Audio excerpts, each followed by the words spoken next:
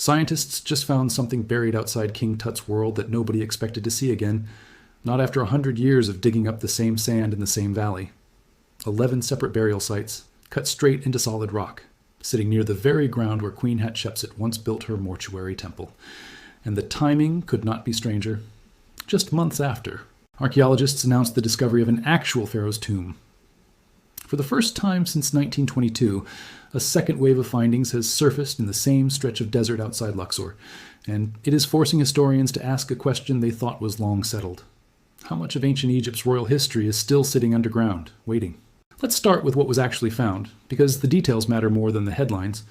In 2025, a joint Egyptian and British mission working in the western valleys near Luxor uncovered the tomb of Thutmos II, a relatively obscure pharaoh who ruled roughly 3,500 years ago during Egypt's 18th dynasty. This was significant for one simple reason. It was the first tomb belonging to a pharaoh discovered anywhere in Egypt since Howard Carter opened Tutankhamun's burial chamber in 1922.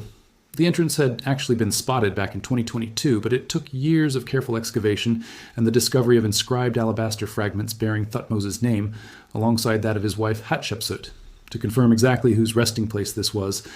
The tomb had been damaged by ancient flooding not long after his burial, and priests had relocated his mummy and grave goods to protect them, which is why the chamber itself was found largely empty. Still, its discovery reopened an entire region of the Theban necropolis to fresh scrutiny. That renewed attention paid off again later the same year.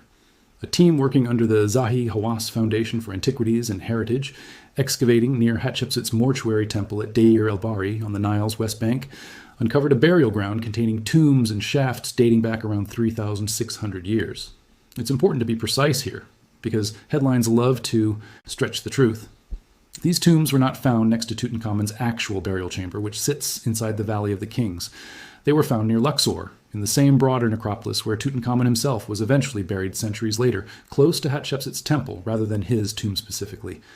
But the connection to the same royal landscape, the same dynasty, and the same 18th dynasty world that produced Tutankhamun is exactly why archaeologists are paying such close attention. What makes this cluster of tombs unusual is how they were built. Rather than constructing free-standing pyramid structures, the builders carved these burial spaces directly into the bedrock, a method used throughout the Valley of the Kings era as a way to protect royal and elite burials from tomb robbers and erosion. Inside, researchers recovered items that read like a snapshot of daily aristocratic life rather than royal grandeur. A necklace strung with roughly 30 amethyst beads and a pair of agate beads, finished with a small amulet shaped like a hippopotamus head. 2 copper mirrors, one fitted with a handle carved into the shape of a lotus flower, the other decorated with an image of Hathor, the goddess associated with the sky, love, fertility, and womanhood.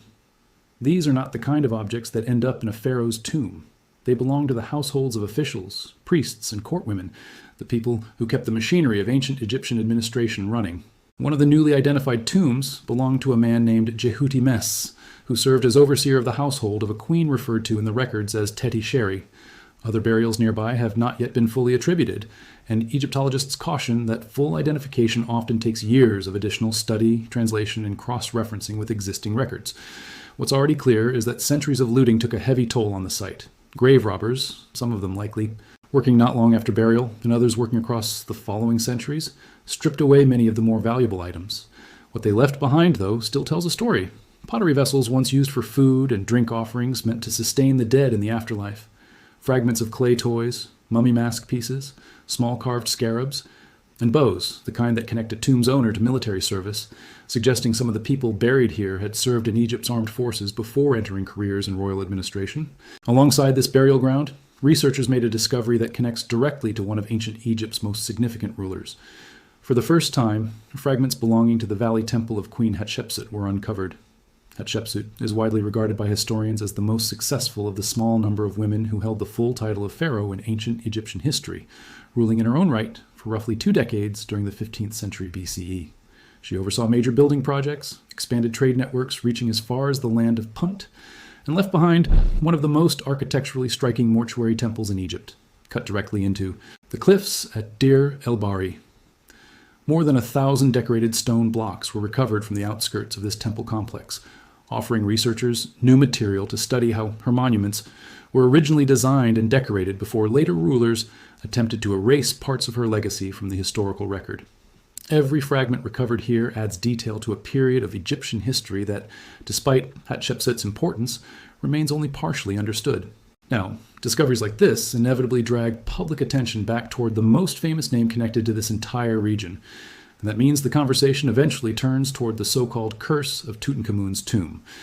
It's worth actually examining what happened, because the real story is more interesting and more scientifically contested than most retellings suggest. When Howard Carter and his patron, Lord Carnarvon, opened Tutankhamun's tomb in November 1922, the discovery became a global sensation almost overnight. Then, within months, Carnarvon was dead. Official accounts point to blood poisoning that developed after he nicked an infected mosquito bite while shaving, followed by pneumonia. The press, hungry for a more dramatic story than an infected insect bite, ran with rumors of an ancient curse instead. Newspapers reported that all the lights in Cairo mysteriously went out at the exact moment of his death, and that back in England, Carnarvon's dog, Susie, let out a mournful howl and reportedly died the same night. Neither detail holds up particularly well under scrutiny. Power outages in Cairo were common at the time, and the dog story circulated largely through second-hand accounts rather than verified records. Historian Joyce Tildesley, who has studied the myth extensively, has noted that the curse narrative gained momentum largely because newspapers were shut out of an exclusive reporting deal that the Times had struck with Carnarvon's family. So competing outlets turned to sensationalism to compete for readers. Still, the idea that something was killing people connected to the tomb persisted, partly because within a decade of its opening, 6 of the 26 people present at the tomb's unsealing had died from a mix of causes including asphyxia, stroke, heart failure, pneumonia, and poisoning. Arthur Weigel, a British Egyptologist who helped popularize the curse narrative and was present at the tomb's opening, died of cancer in 1934 at just 54. Howard Carter himself, the man who arguably had the most direct and prolonged contact with the tomb, lived until 1939, dying at 64 after a long illness that some later linked to Hodgkin's lymphoma. For decades, this was treated as evidence that the so-called curse either wasn't real, or at least wasn't particularly effective against the person who provoked it most directly. In more recent years, a competing explanation has circulated, suggesting that toxic radiation, potentially from naturally occurring uranium deposits or ancient contamination sealed inside the tombs, could explain the unusual pattern of illness among excavators. This theory was most notably laid out in a 2024 paper by researcher Ross Fellows, published in the Journal of Scientific Exploration, which pointed to reports of elevated radiation readings detected by Geiger counters near sites at Giza and radon gas found in underground tombs at Saqqara. It's a compelling idea, and it makes for a great story, but it deserves an honest caveat that most viral retellings leave out. The Journal of Scientific Exploration is a publication that also covers subjects like cryptozoology and unidentified aerial phenomena, and its findings have not been widely validated or replicated by mainstream Egyptology or radiological science. Independent reviewers who have examined the radon claims have pointed out that the specific radioactive isotopes described would decay far too quickly to plausibly account for long-term contamination inside a sealed tomb, undermining the mechanism the theory depends on. The explanation most Egyptologists and medical researchers actually favor is less dramatic, but arguably more unsettling in its own quiet way.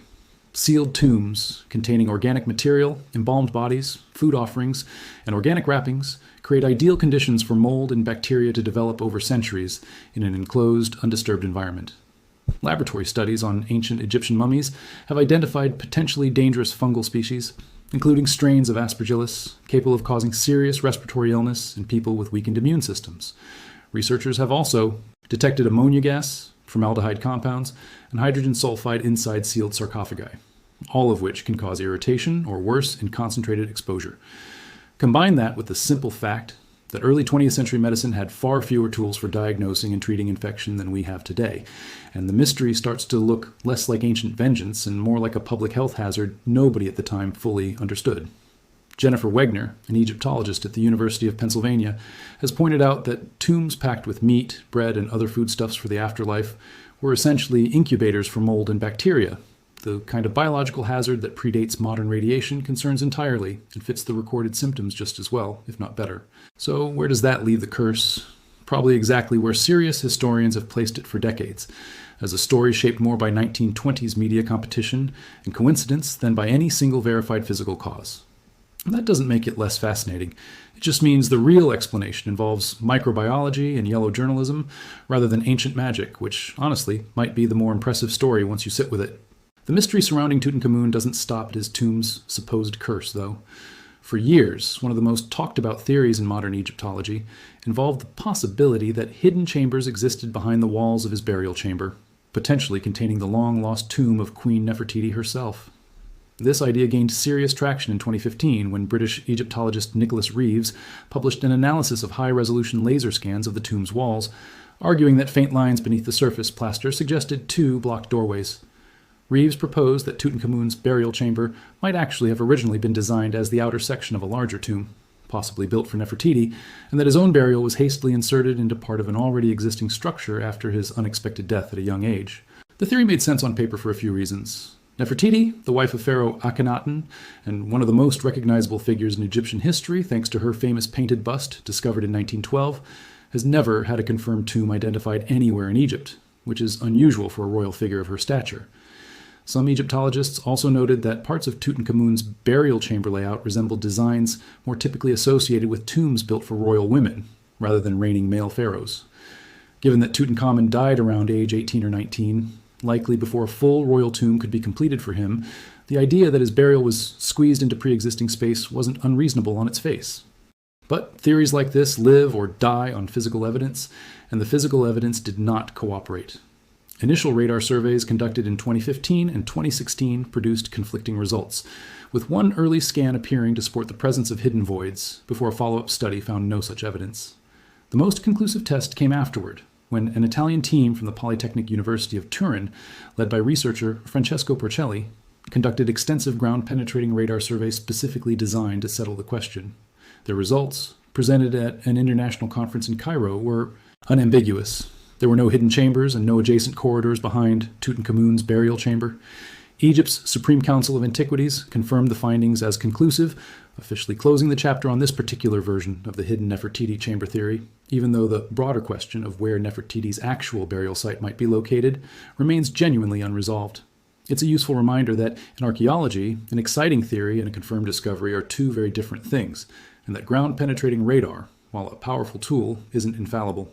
There is, however, a separate and more durable piece of the Nefertiti puzzle that hasn't been so cleanly resolved, and it involves an object nearly everyone recognizes on sight.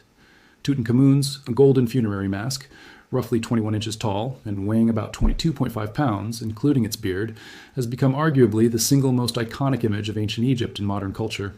It was designed, according to Egyptian religious belief, to serve as an accurate likeness of the king's face, allowing his soul to recognize and return to his mummified body in the afterlife.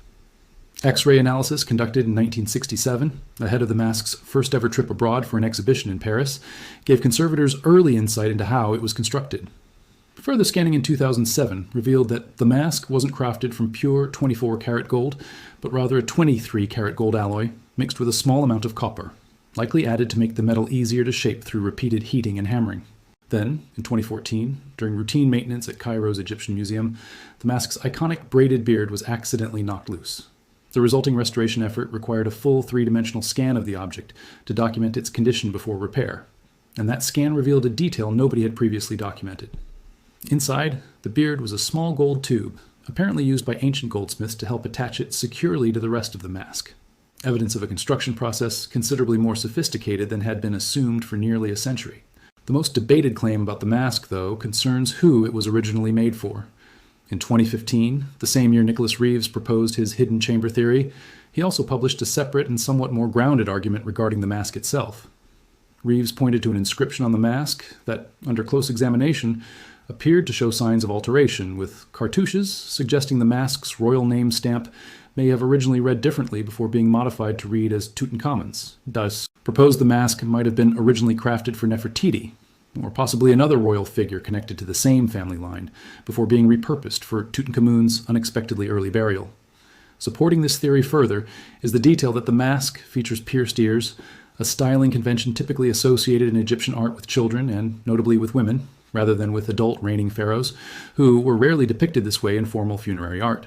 Since Tutankhamun died in his late teens as a fully grown young man, some researchers have argued it's unusual that his death mask would preserve an earring convention typically dropped once a male ruler reached adulthood. This theory remains genuinely contested within Egyptology rather than confirmed fact, and it's worth stating that clearly, rather than presenting it as settled. Other scholars have offered competing explanations for the pierced ears, and reinterpretations of the inscription evidence have gone back and forth in academic literature since Reeves first raised the question.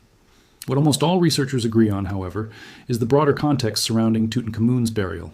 Because he died suddenly and relatively young, without an obvious male heir, his funeral appears to have been assembled in genuine haste, likely repurposing objects, materials, and possibly even some funerary equipment originally intended for other royal individuals. Some evidence even suggests wall paintings inside his tomb were still wet when the chamber was sealed, a detail consistent with a rushed rather than carefully planned burial. That haste may also explain another long-standing puzzle, which is why Tutankhamun's tomb is so comparatively small and modest next to the far larger tombs built for other pharaohs of his dynasty. One theory points to his successor, a former court official named Ai, who took the throne after Tutankhamun's death. Some historians argue that Ai diverted a larger, more impressive tomb originally being prepared for himself, while placing Tutankhamun into a smaller chamber that may have originally been intended for a non-royal burial. Interestingly, wall decorations found in Ai's own far grander tomb, including a distinctive scene of painted baboons, closely mirror artwork found inside Tutankhamun's chamber, suggesting the same workshop or artisans may have contributed to both. It's a theory rather than an established fact, but it offers a plausible explanation for one of the tomb's more persistent oddities, and it fits neatly with everything else we know about how quickly and quietly Tutankhamun's memory was allowed to fade from official Egyptian history in the centuries that followed his death. What ties all of this together, from the newly uncovered tombs near Hatshepsut's temple to the ongoing debate over Nefertiti's missing burial site, to the true story behind the so-called curse, is a simple reality that modern archaeology keeps confirming again and again. The Valley of the Kings and the wider Theban necropolis remain only partially explored. Even after more than a century of intensive excavation, ground-penetrating radar surveys continue identifying unexplained voids, sealed passages, and structural anomalies throughout the region, and researchers openly acknowledge that entire sections of this ancient burial landscape are likely still waiting beneath the sand. Egypt isn't finished revealing its secrets. If anything, the last 2 years have made clear that some of its biggest discoveries may still be ahead of us rather than behind us, buried just beneath ground that everyone assumed had already given up everything it had to give. If this kind of deep dive into what's actually verified, what's still debated, and what's outright myth is what you come here for, subscribe so you don't miss the next one, and drop a comment below with which mystery from this video you'd want covered in more depth next.